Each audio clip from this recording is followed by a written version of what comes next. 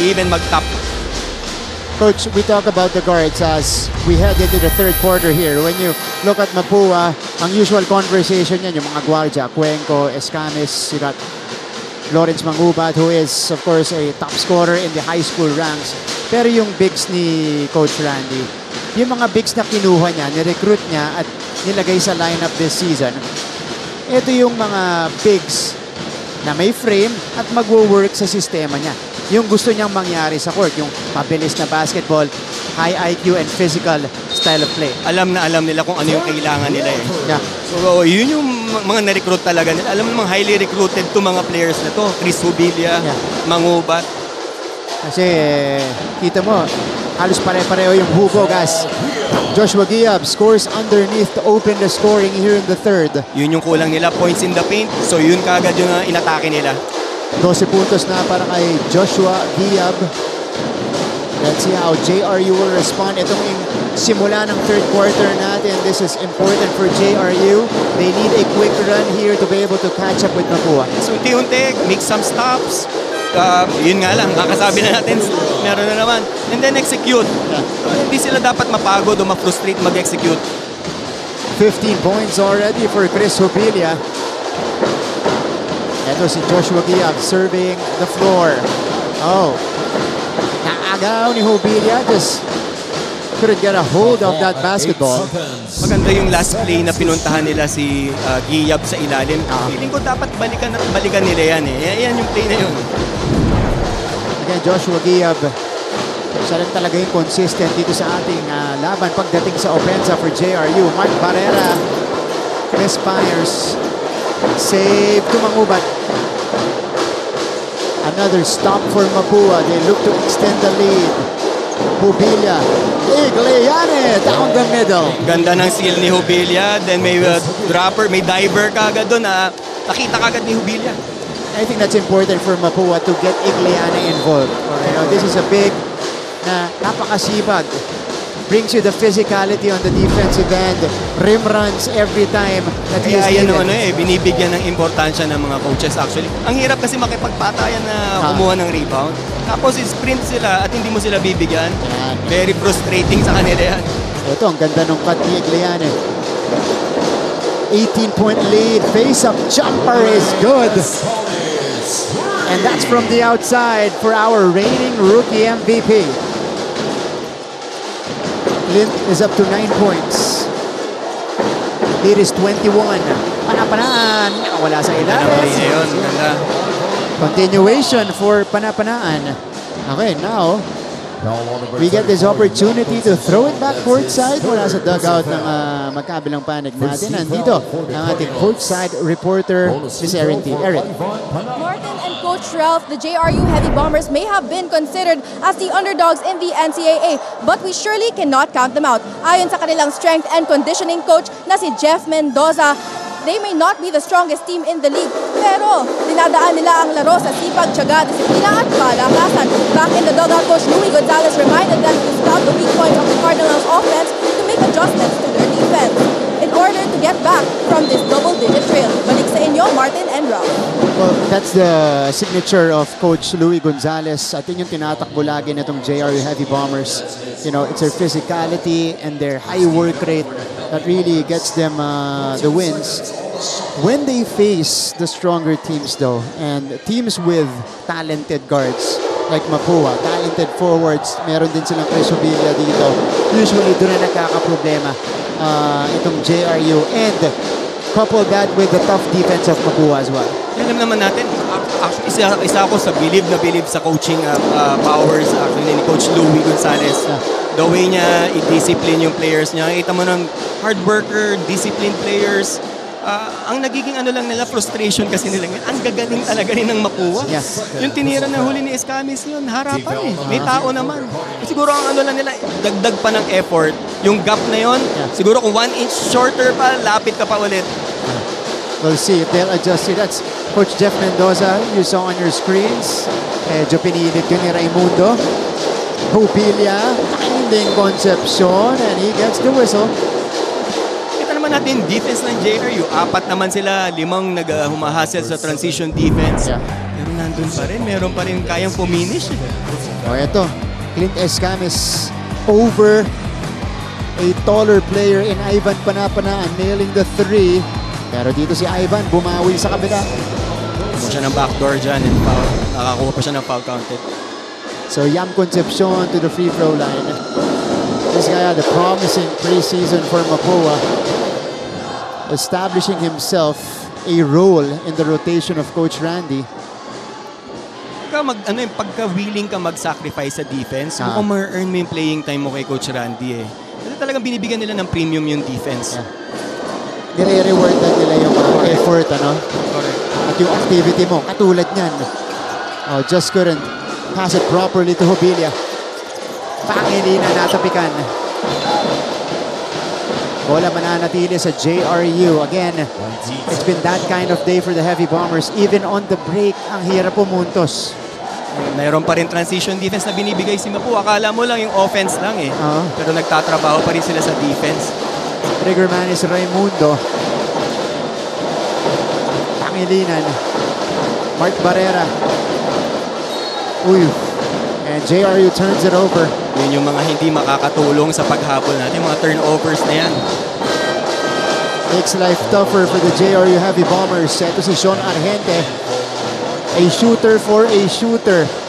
Kita mo sa mukha ni Coach Louie ngayon yung frustration actually. Nag-prepare naman sila eh. Pero hindi talaga matranslate sa game. That's right. Hirap na hirap talaga. Binibigyan na nila different looks. Bumabalik sa zone. Meron na namang sasagot si Mapua. Balik sa man. Kita mo to. Yun ang masagot eh. Step back 3. Challenge. Yun yung masasakit eh. Muntik pa yun ha. Dia with a quick turn. Panggaan sa ilalim. Paolo Nigliane. Medyo bright spot na pwede mong puntahan talaga itong area ni Gia. Kailangan mo lang ilagay siya sa tamang spot eh. Usually pag nasa taas siya, dun siya nahihirapan. Pero pag dinala mo siya sa paint, dun siya nag-e-enjoy. Alam na niya gagawin niya.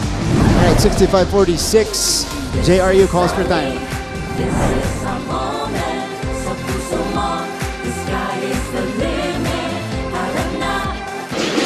Off the bench for Lozano. Magkakamukha, magkakatindig yung mga player ng Jerry. Di mo na alam sino yung pupukol ng pupukol eh. They send it back now to Goho Cruz. Good challenge. He will pull the trigger, but he will knock it down. And that's the scoring caliber that he has. 7 points for the rookie, Mark Goho Cruz. Quick trigger timeout called by Coach. Inside Phil Oil, QT Gam on a Sunday with this in blue. So supporters to ng JRU. Ito, JRU din I think. She's right behind the bench of the Heavy Bombers. Daming cute dito, no? Si Coach Ral pa nagsabi nun, Pero totoo, di ba? Siyempre, yun yung mga crowd natin dito sa NCAA. Bisita na kayo dito. Yan, students from our 10-member schools. Siyempre. Tsaka dito yung opportunity mo. Kung nakakuha ka ng ganyang exposure, di ba? Kailangan mag-dress up ka talaga. Kailangan. Makikita mo, ayos na ayos sila. Ayos na ayos. Of course, we will reward that with a feature here as we get back to the action. Ivan Panapanaan, that's the right thing to do. So the seam on that defense, inatake niya. Be aggressive in the paint. Punta tayo sa free throw line. Unti-unti yan, mabababa yan. Aaron Fermin comes in. He's played 4 games so far in season 100, but this is a guy who was a star in high school. I remember covering this in an all-star high school game. Okay, that was for Slam. He was one of the top big men in high school while playing for the Arellano Braves. Missed out a few seasons, went to other collegiate leagues. Na-injure kasi to. Ito si Aaron Fermin. Pero, ganda ng height, ano? Yeah, walking double-double to ng high school. Bigyan mo na 1-2 taon to, pwedeng mag-dominate tong batang to. That's right. Cyrus Cuenco. Cuenco. Oh, itong Argente. Feeling ng Mapua, meron silang advantage Cuenco over Argente. Kaya nagkakaroon ng iso ron. On the roll, Joshua Diab scores. Again, good things are happening to JRU when they set up Diab. Maraming nangyayari talagang maganda. So, isa sa ano talaga na pwede nilang puntahan, si Giab. 14 puntos para kay Diab. Clint Escames. Cuenco against Argente this time. He's really liking this matchup. Clint, difficult take. Masyado malakas. 2 stops in a row, malaking bagay ito sa kanila. They just need to convert. MJ. Panapanaan. Wala pa rin. Ball is tapped around, batted. Clint somehow gets it. Pero foul against Mapua. Jeric Pido. JJ Pido, of course, former Mapua Cardinal. Ganda na nilalaro nito sa pro. Yan. Nandun na yan. Isa yan sa mga maliliksi. Pero si Pido noon, marami kasi maliksing gwardiya itong si Coach Randy before. Si Pido, medyo depensa ang kanyang specialty as a guard. Sabi ng kaibigan natin dito, kamukha raw ni Scottie Pippen. Naging Scottie Pippen bigla si Jeric Pido Technical foul on JRU Healthy Bombers for improper bench decorum. Teka. Ito muna yung banggaan sa gitna. Clint. That was Cuenco And Argente. and Argente. So, initially, it was Cuenco called for the foul. Kaya ibabalik ang bola dito sa JRU. Yun nata yung nirereklamo nilang ng mga coaches ng JRU. Yung collision na yun. Kasi penalty na rin. Malaking bagay yun. That's right. Mapua is in the penalty. JRU wala pa. This is from another angle, Coach Ralph. Eto. So, Argente got it. Colliding with Cuenco. Kung nauna si Argente naman dun sa spot and dun sa bola. So, kaya lang may better angle tong mga referees. So, tingnan natin. So, si Clint ang mag-free throw. They're calling the foul on Sean Technical free instead. throw for Hindi, technical free throw pala Escames. para kay Clint Escames. Yung proper bench decorum. Kasi kino-contest ng JRU Clint gets the bounce. Substitution. That's Young Coach Concepcion. Louie. It's been a For frustrating Prince afternoon for him and the rest of his men. But they get the ball back here. Penalty Argente will step situation into the for free throw Mapua line for a Sayang couple of yung shots. technical foul na yun. Nabigay rin pala yung dalawang free throws kay Sean. Oo nga Were they looking for an upgrade, Coach? Okay. Tama, pwede nga, no? Yun yung kino-contest. Kasi itinawag naman kay Cuenco. Kumbaga, the referee immediately blew the whistle. Tinuro si Cyrus Cuenco. Okay. Sean Argente, 2 for 2. 15-point advantage. Still held by Mapua though. Still manageable. Kailangan lang nila maging madisiplina pa. Checo Bancale on top. Yeah, mismatch na naman. He's got ISO na Diab on naman. the switch. Bancale, that one rims out. Good stop. Ito si Pangilinan. Diab covered na. Argente. Wala. Fermin collects the board. Fermin is swarmed. He'll get it to Cuenco. Escames. Ganda ng patient ng Mapua. Napo-pull back nila Sa laki ng lamang nila, hindi sila naging impatient Escames step back. Off to the right. It goes back to JRU. Yun yung mga tirang binibigay mo sa MVP mo Yun, Coach, yung sinasabi mong patience. That separates the younger teams from the contenders. Correct. Kasi yung contenders, they know when to pick up the pace. Go, go, go! Nabasa. Alam din nilang basahin na. Teka, huwag natin ipipilit. Ito si Raimundo. Panapanang nabitawan lang. Ang ganda na sana ng execution, no? Ganda ng pick. Yung roll very sharp. Yung pasa lang ang medyo advanced. Na-fumble yun ni Ivan Panapanaan. Lost it after one dribble. 4:20 to go here in the third. Cuenco has panapanaan. Cuenco will take this matchup. Cuenco sends it out for Min. It's the back iron. May 3 points pala si Fermin. Oo nga eh. Nagulat ako. Anto pa. Tumira. Mukhang lisensyado rin eh. Pangilinan. Raimundo sends it out. Pangilinan steps into it. Sa good look for Pangilinan. Di lang nila na-convert pero keep on shooting those shots. Papasok din yan. At dito JRU pumipitik-pitik. Bubuhay ng buhay. Unti-unti. Down to 15 ang abante ng Mapua. Jacob Bangkalet. Good stop. Good stop. Good block. That's a beautiful help in Malaking bagay ito anticipation. kung simot to. Sean misfires. Ball ending up with Pangilinan. Algente. Raimundo. Wala pa rin. Rebound. At battle is won by Panapanaan. Yan, good shots eh. Yun ang masakit doon. Good shots, open shots. Ito, tanda is Panapanaan. Denying Bangkale.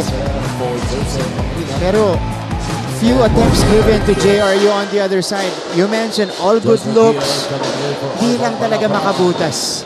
14 seconds on the Kailangan lang again, more on psychological na rin yan eh. Yeah, that's true. Baka nag-e-effect sa kanila, yung frustration, pumapasok. And they waste that possession. Ferrer is in the game for the first time para sa JRU along with Daryl Garcia. Sarus Cuenco. Meron na naman switch. May mismatch siya sa ilalim. Big man ulit ang bantay Fermin or ni Cuenco. Oo. Pero si Cuenco, ang dumiretso. Wala. Here's Daryl Garcia. Ferrer will give it to Sean. To Argente, who is closely guarded by Bangkale. A little too close for comfort though, as he is called for the foul. So, penalty, ang Mapua, free throws for Sean Argente when we return. And that's gonna come right after this break.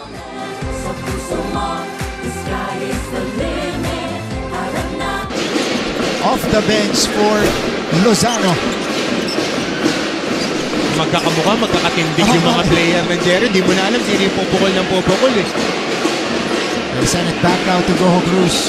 Good He will challenge. pull the trigger, but he will knock it down. And that's the scoring caliber that he has. 7 points for the rookie, Mark Goho Cruz. Quick trigger timeout called. Back to the coverage. Tropa cam naman tayo pagkatapos ng cutie cam natin kanina. Siyempre, it's a Sunday today. Pero, usually family day eh. Pero ito, family naman, tropa rin naman. Diba? Family sila. So, sila yung kasama ng mga estudyante natin dito. And, loved ones din ng mga players natin nandito rin. Diba? Buong tropa. Chika lang.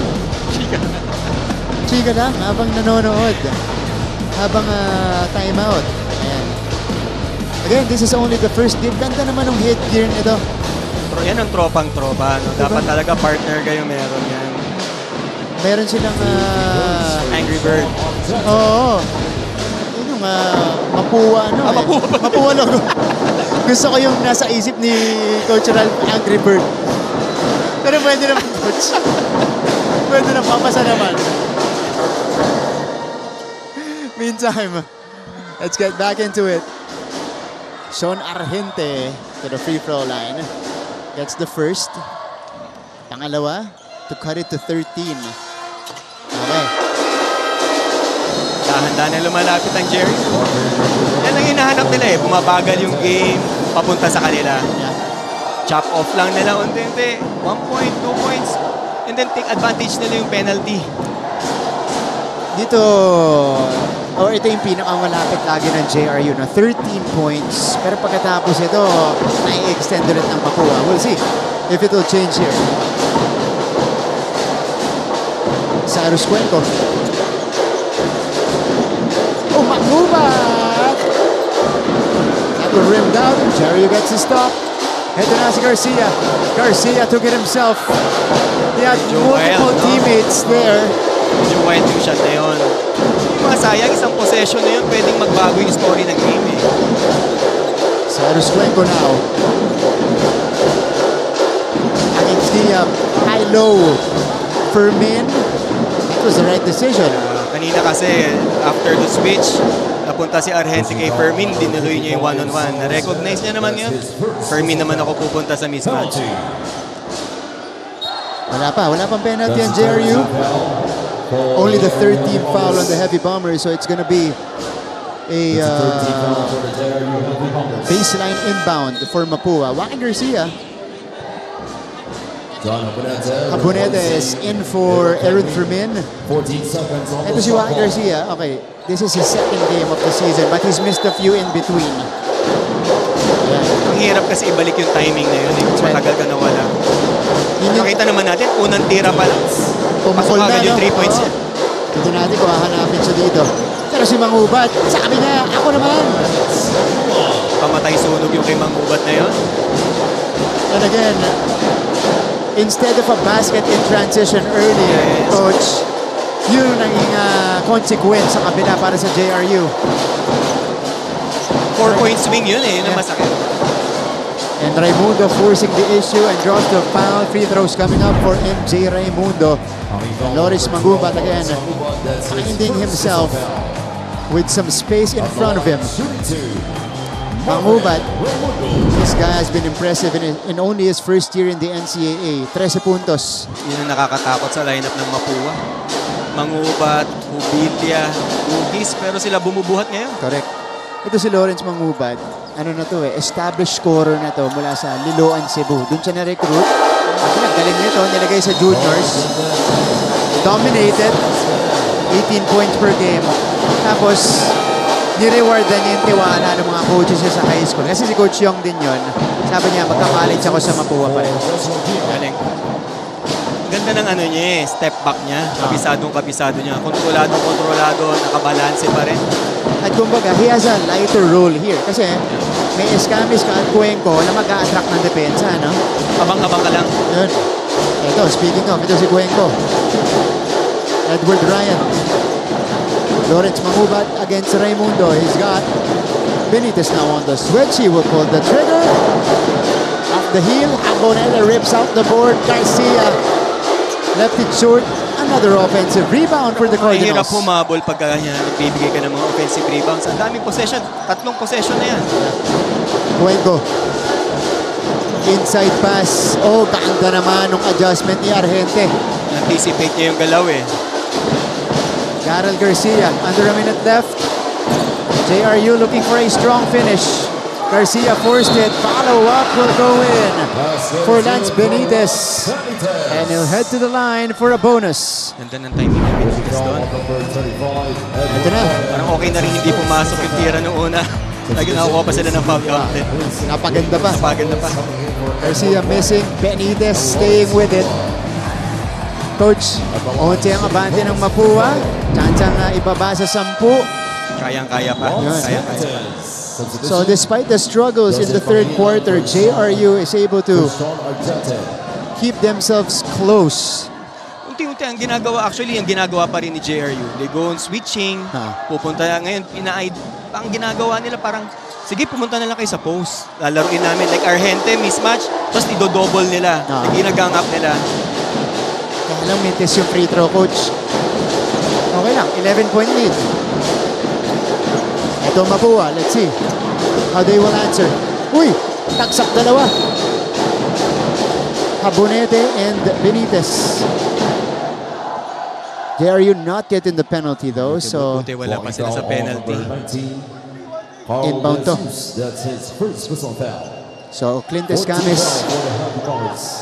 So 29 seconds on the game clock, 14 on the shot clock. Clint Escamis to trigger this one. Back to Clint, kaboom! And again, it's Clint Escamis nailing a 3-point bomb to end that JRU run. Every time na nandyan si Escamis, alam niya paano i-break yung feeling ng JRU. Akala mo, in control na ulit ang JRU, pero papatayin ka ng mga dagger shots. Yeah, and that's a forced shot on Garcia. Ito na si Cuenco. Enough time for a heave, but Clint will be doubled. So after the first 3 quarters, it is Mapua staying steady. 71-57, going to our 4th and final frame. At babalik po ang NCAA Season 100.